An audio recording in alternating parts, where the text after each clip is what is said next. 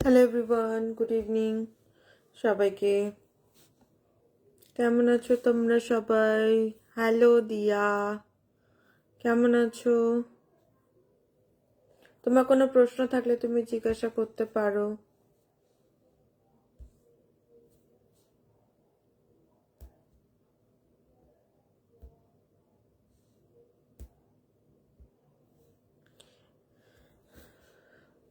নিজের কেরিয়ারকে আগে এগিয়ে নিয়ে যেতে,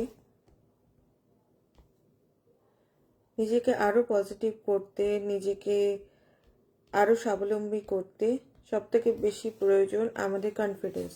কনফিডেন্স যদি আমাদের কম থাকে তাহলে কিন্তু আমরা কোনো রকম ডিসিশন নিতে পারি না, এবং সেই ডিসিশন না নিতে পারার কারণেই কিন্তু আমরা আমাদের জীবনে আগে এগিয়ে যেতে ভয় পাই। ডিসিশন মেকিং পাওয়ার যাদের খুবই ভালো এবং যাদের কমিউনিকেশন স্কিল খুব ভালো, তারা কিন্তু লাইফে খুব ভালোভাবে এগিয়ে যেতে পারে। এবং এই এগিয়ে যাওয়ার গুড ইভিনিং, সরি,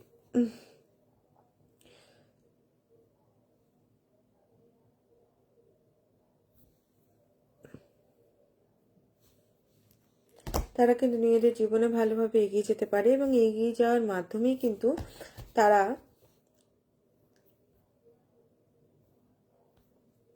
বলা ভালো এখানে আমাদেরকে কিছু জিনিস পিছনের দিকে টানে। এই পিছনের দিকে টানা জিনিসগুলোই কিন্তু হচ্ছে নেগেটিভিটি।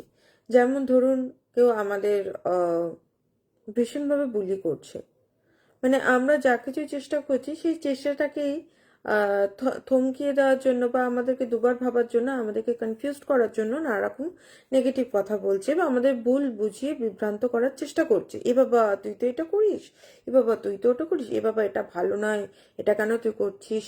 তো এই ধরনের কথা আমাদের থেমে থাকলে চলবে না, আমাদেরকে একাগ্র হতে হবে এবং একনিষ্ঠতার সাথে আমরা যা নির্ধারণ করেছি সেই কাজটা করে চলতে হবে। কোনোভাবেই থমকে দাঁড়ালে হবে না এবং করেই যেতে হবে। দীর্ঘদিন বা অনেকে অনেক কম সময়ের মধ্যেই খুব তাড়াতাড়ি সাফল্য পেয়ে যায়, কিন্তু আপনি হয়তো একটু সময় নিতে পারেন, আপনার ক্ষেত্রে একটু সময় লাগতে পারে। সেখানে কিন্তু আপনাকে ন্যূনতম হতাশ হলেও চলবে না, আপনাকে আরও সাহসের সাথে একনিষ্ঠতার সাথে এগিয়ে চলতে হবে। আপনি যা কিছুই কাজ করছেন, ধরুন আজকে আপনি বিউটিশিয়ান, আপনি মেকআপ আর্টিস্ট, আপনি একজন ডক্টর, আপনি একজন হিলার, আপনি একজন খুব ভালো ইঞ্জিনিয়ার, বা আপনি একজন এন্টারপ্রেনিওর, মানে বিজনেস সবে সবে শুরু করেছেন, ঠিক আছে? সেই বিজনেসে কিন্তু একদিনেই বা এক মাসে বা এক বছরেই আপনার কিন্তু সাফল্য আসবে, আপনি খুব ভালো আর্ন করতে শুরু করবেন, এটা কিন্তু কখনোই হবে না, ঠিক আছে? এটা না হওয়ার সম্ভাবনাটাই বেশি। তো আমাদেরকে একটা মাইন্ড সেট আপ রাখতে হবে যে আমি আমার এই পলিসি এবং এই পলিসি অনুযায়ী বিজনেস করতে থাকবো, এবং এই বিজনেস করার কন্টিনিউয়াস এই বিজনেস করার মাধ্যমে কিন্তু আমি কখনোই নেগেটিভ মানুষগুলোর সংস্পর্শে আসার মাধ্যমে এবং নেগেটিভ মানুষগুলোর নেগেটিভ কথার মধ্যে কখনো কিন্তু নিজে বিভ্রান্ত হব না। এবং নিজে বিভ্রান্ত না হওয়ার পিছনে আরো বেশি কারণ রয়েছে, যে আপনি যা কিছু বিজনেস শুরু করার আগে যতটা এনার্জি নিয়ে, যতটা ইন্টারেস্ট নিয়ে শুরু করেছেন, সেটাকে আপনাকে ধরে রাখতে হবে।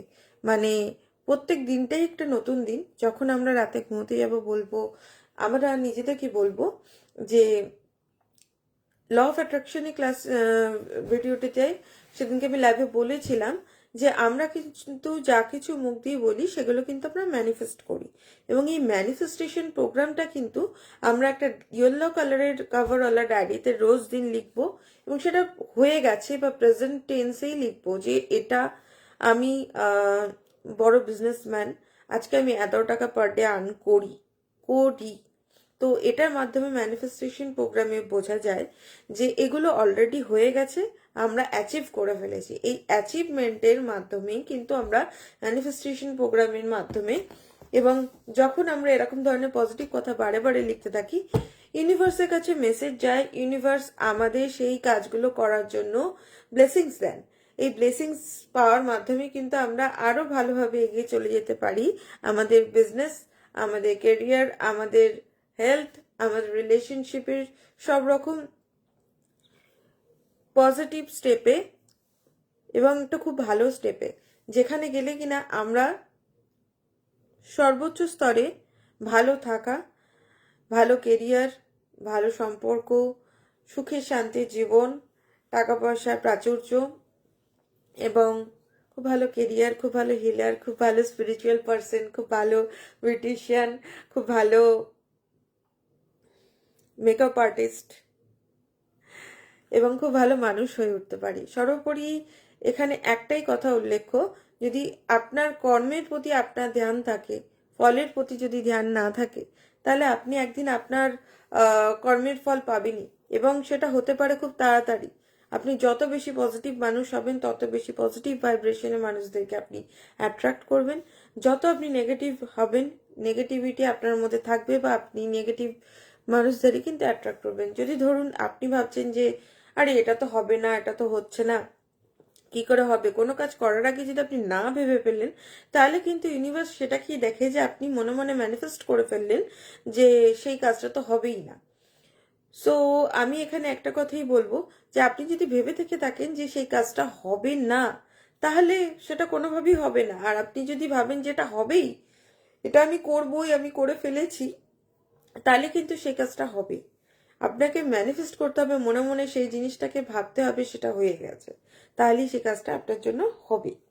ম্যানিফেস্টেশন প্রোগ্রামের অধিকাংশই দেখা গেছে যারা পার্থিব জীবনে, সাধারণ জীবনযাপনে রয়েছে, তাদের ক্ষেত্রে তিনটে অ্যাসপেক্ট, আমরা লাইফে অ্যাসপেক্টগুলো নিয়ে পরের দিন আলোচনা করব। আপনারা যদি লাইভে আসেন আগামী দিন, তাহলে দেখতে পারবেন যে অ্যাসপেক্ট ওয়াইজ আমি যেটা কথা বলি, আমাদের সাধারণ মানুষের জীবনে তিনটি অ্যাসপেক্ট।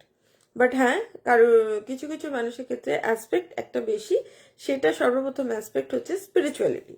আপনি যদি স্পিরিচুয়াল পাথে এসে গিয়েছেন, তাহলে আপনি বুঝতে পারবেন যে আপনার জন্য লাইফে কি করা উচিত এবং কি করা উচিত নয়। কেন এই কথা বলা, যদি আপনি ধরুন কোনো কিছু করতে যাচ্ছেন, আপনার কাছে ইউনিভার্স থেকে মেসেজ এসে যাবে আগের থেকেই যে আপনার এটা করা উচিত কিনা। আপনি যদি কাজটা করতে যাচ্ছেন, সেটা আপনার জন্য ভালো হবে কি মন্দ হবে, সেই মেসেজটা সম্পূর্ণ আপনার কাছে আগের থাকতেই থাকবে। যদি আপনি কোনো টুল ব্যবহার করে সেটা জেনে থেকে থাকেন, তাহলে সেটাও করা সম্ভব। তাছাড়াও যাদের ইনটিউশন পাওয়ার ভীষণভাবে বেশি, তারা কিন্তু অবশ্যই ধ্যানের মাধ্যমে, মেডিটেশনের মাধ্যমে কিন্তু এগুলো জানতে পারেন। আপনাদের কাছে আমার আরেকটি কথা বলা উল্লেখ্য, যে আমরা এই ধ্যান বা মেডিটেশন কিন্তু নানা রকমভাবে শিখে থেকে থাকি। ছোটবেলায় আমাদেরকে ফোকাস করতে শেখানো হয়, ঠিক আছে, আমাদের মা আমাদেরকে পুজো করতে বলেন, পুজোর ঘরে গিয়ে ঠাকুর যখন মা পুজো করেন বা বাড়ির গুরুজনেরা পুজো করেন, তখন আমাদেরকে পাশে বসতে বলা হয়। তো সেই সময় কিন্তু আমরা স্পিরিচুয়াল ব্লেসিং, ঈশ্বরের থেকে ব্লেসিং বা স্পিরিচুয়াল ব্লেসিং কিন্তু পাই। তো আপনারা যখন ধ্যানে বসেন, তখনও কিন্তু এরকমই আপনারা, আমরা সকলেই এরকম কিন্তু ঈশ্বরের ব্লেসিং পাই। তো ধ্যানের মাধ্যমে বসার, যখন আমরা বসছি, তখন কিন্তু আমাদের কাছে প্রচুর রকম চিন্তাভাবনা আসে, এবং সেগুলো কিন্তু ঈশ্বরের দেখানো পথ বা গাইডেন্স। আমাদের ধরে নিতে হবে যে যারা সাধারণ পার্থিব জীবনে রয়েছে, এখনো স্পিরিচুয়ালি ঈশ্বরের সাথে বা সর্বোপরি শক্তির সাথে, উচ্চস্থ শক্তির সাথে আমরা ডিভাইন এনার্জির সাথে আমরা ইনক্লাইন হইনি, তাদের জন্য উল্লেখ্য যে তাদের জন্য লাইফটা হয়তো অনেকটা টাফ। যদি লাইফকে ইজি করে নিতে চান, তাহলে অবশ্যই আপনারা স্পিরিচুয়ালি একটু নিজেকে ইনক্লাইন করুন, কোনো রকম মেডিটেশনের পথে যান। মেডিটেশন বলতে গেলে আমি একটাই বিষয় জানি, সেটা হচ্ছে রেকি। আমি রেকি মাস্টার টিচার, আমি রেকি শেখাই। এবং রেকি আমি নিজে যখন 1 বছরের বেশি আগে শিখতে শুরু করি, তখন আমি জানতে পারি যে রেকি শেখার মাধ্যমে জীবনে কি কি পরিবর্তন আনা সম্ভব। আপনারাও যদি রেকি শিখতে চান, তাহলে অবশ্যই আমার সাথে যোগাযোগ করতে পারেন। আমি reiki 1st degree, 2nd degree, 3rd degree, 4th degree শিখিয়ে থাকি, এবং রেকি ছাড়াও আমি আরও অন্যান্য মেডিটেশনের পদ্ধতি শিখিয়ে থাকি। আপনারা যদি কেউ রেকি শিখতে আগ্রহী হন, বা মেডিটেশন করতে চান, বা হিলিং চান, নিজেদের হিলিং প্রসেসের মধ্যে হিলিং নেওয়ার প্রয়োজন বোধ করেন, কাউন্সিলিংয়ের প্রয়োজন হয়, অবশ্যই আপনারা আমাকে কন্ট্যাক্ট করতে পারেন। আমি আপনাদেরকে নিঃস্বার্থভাবে সাহায্য করব, যতটা সম্ভব আমার থেকে, আমার পক্ষ থেকে এফার্ট দিয়ে আমি আপনাকে আপনার কঠিন সময় পাশে দাঁড়িয়ে আপনাকে সেই কঠিন সময় থেকে পেরিয়ে সহজ স্বাভাবিক জীবনের দিকে এগিয়ে যেতে সাহায্য করব।